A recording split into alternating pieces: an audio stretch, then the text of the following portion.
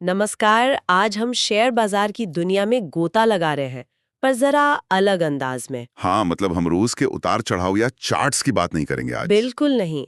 आज हम बात करेंगे उन दो अंदरूनी ताकतों की जो हर निवेशक के फैसलों पर राज करती हैं, डर और लालच। बिल्कुल।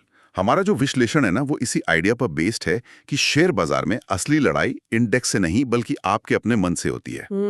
मन के अंदर। हाँ, वो बाहरी शोर तो है ही, पर ये दो भावनाएं, डर मतलब वो घबराहट, और लालच वो और पाने की चाहत, यही ज्यादातर दिशा तय करती हैं। तो इनको समझना और शायद काबू में करना, यही सबसे बड़ा चैलेंज है। चैलेंज भी और अवसर भी आप कह सकती हैं।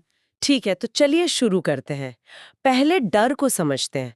विश्लेषण कहता है कि जब बाजार गिरने लगता है तो एक एक पैनिक सा फैल जाता है। ये कैसे होता है? ये बहुत बहुत ही स्वाभाविक प्रतिक्रिया है एक्चुअली।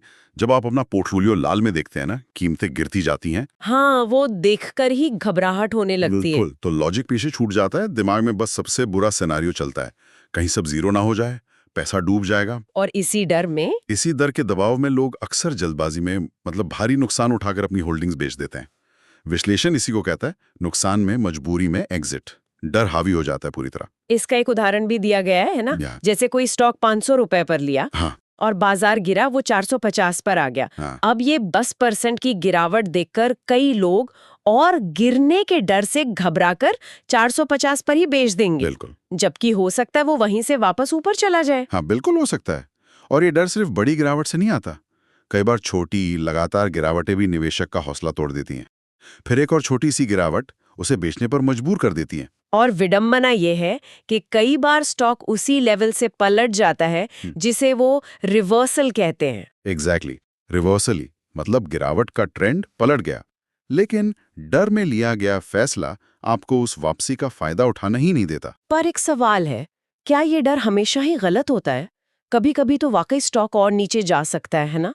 तो क्या ये हमें बचाता नहीं है? बहुत अच्छा पॉइंट है। देखिए, डर अपने आप में बुरा नहीं है, वो एक सेफ्टी मैकेनिज्म भी है। प्रॉब्लम तब है जब डर अंधा हो जाता है। अंधा मतलब? मतलब जब वो आपकी प्लानिंग और एनालिसिस की जगह ले लेता है। एक डिसिप्लिन निवेशक भी डर महसूस करता है, पर उसका फैसला प्लान पर बेस्ड होता है, जैसे स्टॉप लॉस। वो उस पल की घबराहट पर फैसला नहीं लेता। अच्छा। तो सोच का निचोड़ यही है कि डर को अपने फैसलों पर हावी मत होने दो। डर एक सिग्नल हो सकता है, पर ड्राइविंग फोर्स नहीं। ये फर्क जरूरी है। डर महसूस करना और डर के कारण फैसला लेना। ठीक है, तो ये हुई डर की बात। अब आते हैं सिक्के के दूसरे पहलू पर, लालच। हाँ, लालच, ग्रीड। विश्लेषण कहता है यह तब ज्यादा हावी होता है जब बाजार ऊपर जा रहा हो। बिल्कुल, जब सब हरा हरा दिखता है, कीमतें बढ़ रही होती हैं, तो एक अलग ही नशा होता है। वो फोमो वाला चक्कर, फियर ऑफ मिसिंग आउट। हाँ, वही, कहीं मैं इस तेजी से चूक ना जाऊं।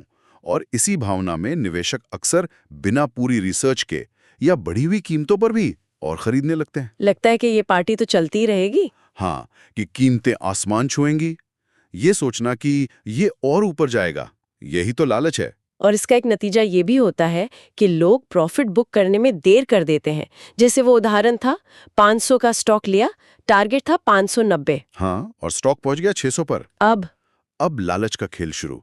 दिमाग कहता है, अरे वाह, 600, शायद 650, 700 भी जाए, थोड़ा और रुको। तो वो 590 का जो टारगेट था वो भूल गए या नजरअंदाज कर दिया।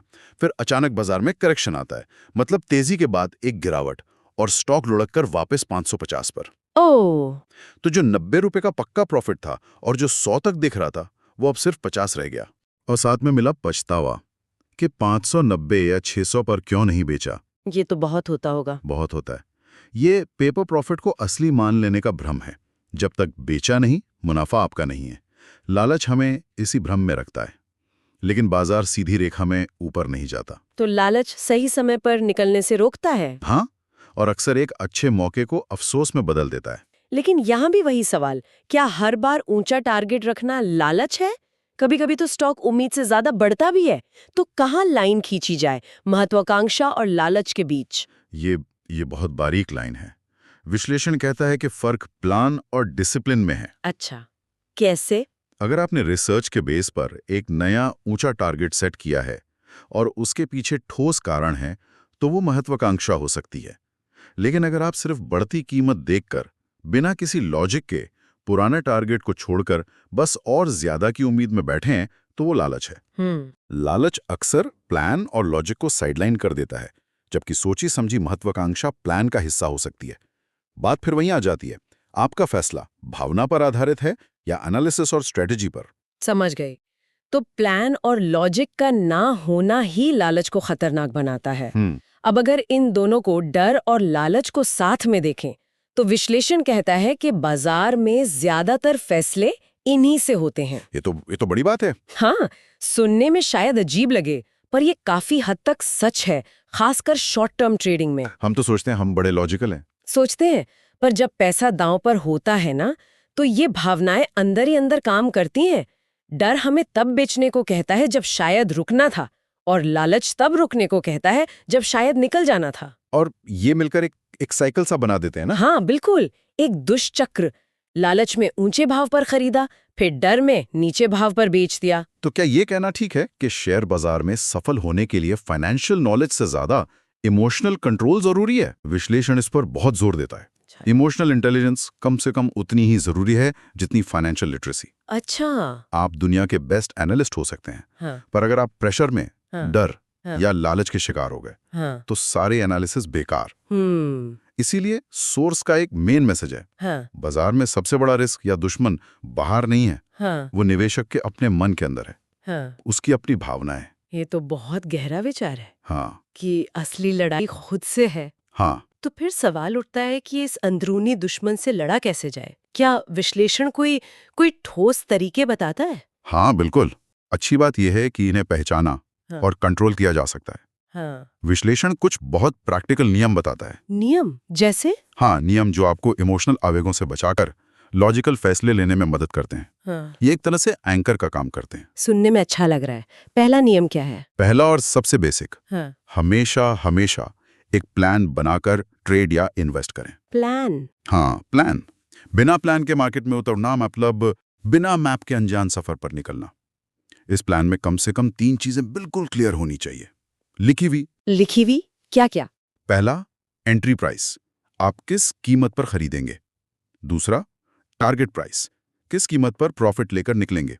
और तीसरा, स्टॉप लॉस, वो कौन सी कीमत है जहां आप नुकसान मानकर बाहर निकल जाएंगे। एंट्री, टारगेट और स्टॉप लॉस, तीनों पहले से तय। पर लिखने पर इतना जोर क्यों? मन में सोच लेना काफी नहीं? लिखने का एक साइकोलॉजिकल असर होता है। जब मार्केट में उथल पुथल होती है ना, भावनाएं हावी होती हैं, तब वो लिखी हुई चीज एक ठोस रिमाइंडर का काम करती है। अच्छा। वो आपको याद दिलाती है कि आपने शांत मन से क्या तय किया था। मन की बात को बदलना आसान है, लिखी हुई चीज को काटना मुश्किल। वो आपको डर या लालच के पल में टिके रहने का साहस देती है। ये बात तो है। एक बाहरी अनुशासन। तो दूसरा नियम इसी से जुड़ा होगा? बिल्कुल। दूसरा नियम है डिसिप्लिन बनाए रखें।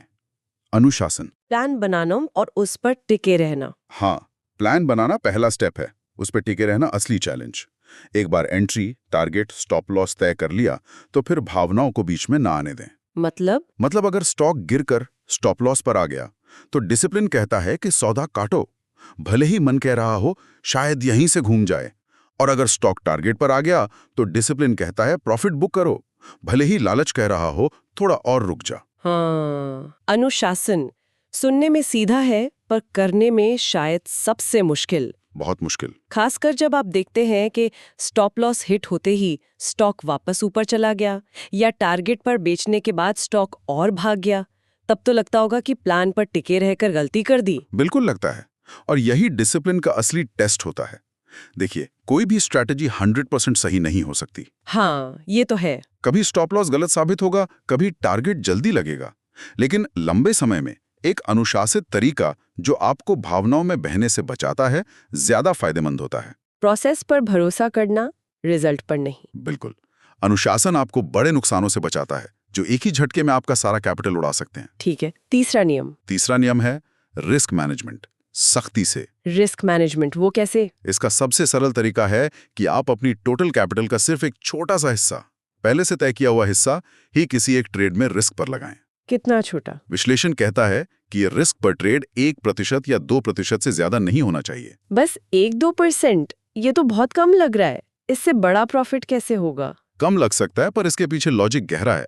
पहला, ये आपको बड़े नुकसान से बचाता है। स्टॉप लॉस हिट भी हुआ तो टोटल कैपिटल का सिर्फ 1-2% गया। आप शांत रहेंगे, अगला ट्रेड ले पाएंगे। दूसरा, ये डर को कम करता है।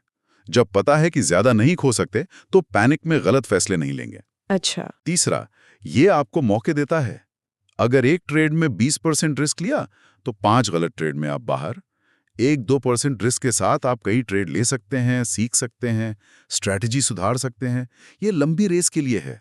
मतलब धीरे धीरे सेफ तरीके से आगे बढ़ना, ये डर और लालच दोनों को कंट्रोल करता है। और चौथा नियम? चौथा और आखिरी नियम है सीखने पर फोकस करें, लर्निंग पर। शॉर्टकट या जल्दी अमीर बनो स्कीम पर नहीं। सीखना। हाँ। शेयर बाजार ज्ञान और अनुभव का खेल है। सफल निवेशक लगातार सीखते हैं। मार्केट कैसे काम करता है, कंपनियां कैसी हैं, इकोनॉमी किधर जा रही है, और सबसे जरूरी, उनकी अपनी साइकोलॉजिकल कमजोरियां क्या हैं। अपनी गलतियों से सीखना। बिल्कुल। और अपनी स्ट्रैटेजी को बेहतर बनाना। शॉर्टकट की तलाश अक्सर लालच से आती है और लोगों को गलत रिस्क लेने पर मजबूर करती है। ज्ञान और धैर्य ही असली कैपिटल हैं। तो ये 4 नियम, प्लान, डिसिप्लिन, रिस्क मैनेजमेंट और लर्निंग, ये एक तरह का इमोशनल कवच बनाते हैं। हाँ, बिल्कुल। ये आपको एक फ्रेमवर्क देते हैं, एक लॉजिकल प्रोसेस। इसका पालन करके आप मार्केट के शोर और अपनी भावनाओं के उतार चढ़ाव के बीच स्थिर रह सकते हैं। ये डर को काबू करते हैं क्योंकि एग्जिट प्लान है, लालच को काबू करते हैं क्योंकि टारगेट है। एग्जैक्टली। और रिस्क मैनेजमेंट आपको सेफ रखता है ताकि आप सीखते रहें और टिके रहें। तो इस पूरी बातचीत का निचोड़ ये है कि शेयर बाजार में कामयाबी सिर्फ बाहरी चीजों पर डिपेंड नहीं करती, जैसे अच्छी कंपनी चुनना या सही टाइमिंग। हाँ, वो जरूरी है, पर काफी नहीं। बल्कि ये बहुत हद तक इस अंदरूनी काबिलियत पर निर्भर है कि कोई अपनी भावनाओं को, खासकर डर और लालच को, कितनी अच्छी तरह समझता है और काबू में रखता है। एकदम सही कहा आपने। विश्लेषण का फाइनल निचोड़ यही है। अगर कोई निवेशक इन 2 ताकतों पर, डर में जल्दी बेचने और लालच में देर तक रुकने पर काबू पा ले, तो बाजार, जो अक्सर डर का दूसरा नाम लगता है, वो असल में वेल्थ क्रिएशन का एक पावरफुल जरिया बन सकता है। चाबी कंट्रोल में है अपने अंदरूनी रिएक्शन पर। बिल्कुल। ये वाकई सोचने वाली बात है कि ये खेल जितना बाहरी है उतना ही शायद उससे ज्यादा भीतरी है। जी। सेल्फ अवेयरनेस का टेस्ट है। हाँ, और शायद सुनने वालों के लिए यहाँ एक सवाल छोड़ना सही रहेगा। जरूर। व्यक्तिगत तौर पर सोचें कि आपके लिए इन दोनों में से किस भावनाओं को कंट्रोल करना ज्यादा मुश्किल है, डर को या लालच को? अच्छा सवाल है। क्या आप मार्केट गिरने पर ज्यादा परेशान होते हैं, जल्दी निकल जाते हैं, या मार्केट चढ़ने पर प्रॉफिट बुक करने में हिचकिचाते हैं? इसका कोई सही या गलत जवाब तो नहीं है। बिल्कुल नहीं, सबकी टेंडेंसी अलग होती है। लेकिन अपनी मेन इमोशनल चुनौती को पहचानना शायद वही बेहतर और शांत निवेशक बनने की तरफ पहला और सबसे जरूरी कदम हो सकता है। बहुत खूब।